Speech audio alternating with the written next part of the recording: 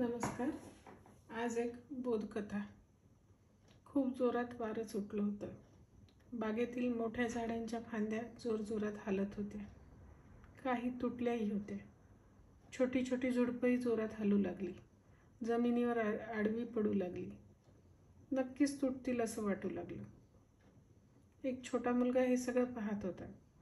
बागेच्या माळ्याला तो म्हणाला, काका, ही छोटी छोटी झाडं आपण दोरीने बांधून ठेवूया का? का रे बाळा? माळ्याने विचारले.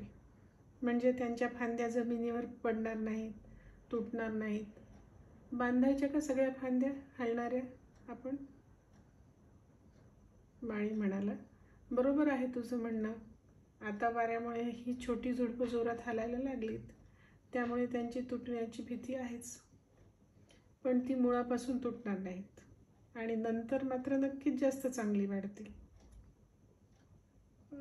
ते कसं आणि का? मुलाची जिज्ञासा.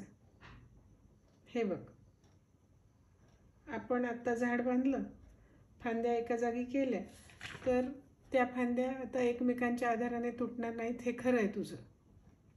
पण त्यांच्या मुळांना झाड पडू नये म्हणून किंवा तुटू नये म्हणून कोणताच प्रयत्न न केल्याने त्यांची शक्ती वाढणार नाही. झाड आता जरी जगलं तरी थोडं मोठं झालं की कोलमडून पडेल, मुळ्या कमजोरच राहिल्यामुळे. निसर्गाचा नियमच तसा आहे.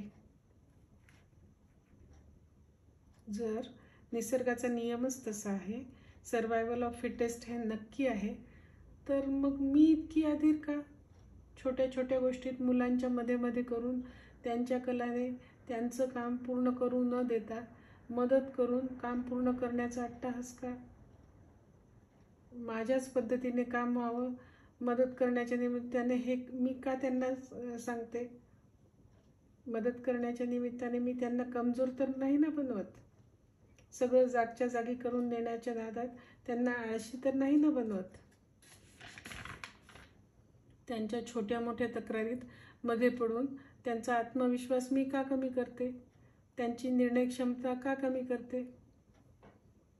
प्रत्येक गोष्ट मागितल्याबरोबर मी त्यांना अवेलेबल करून देते, पण त्यामुळे ती जास्त हट्टी होतील, त्यांच्यात पेशन्स राहणार नाही, हे माझ्या का लक्षात येत नाही?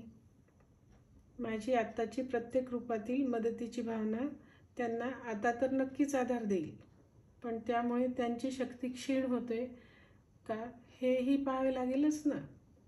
नाहीतर माझी प्रत्येक वेळी टेकू देण्याची चांगली भावना त्यांना आळशी व अकार्यक्षम बनवेल.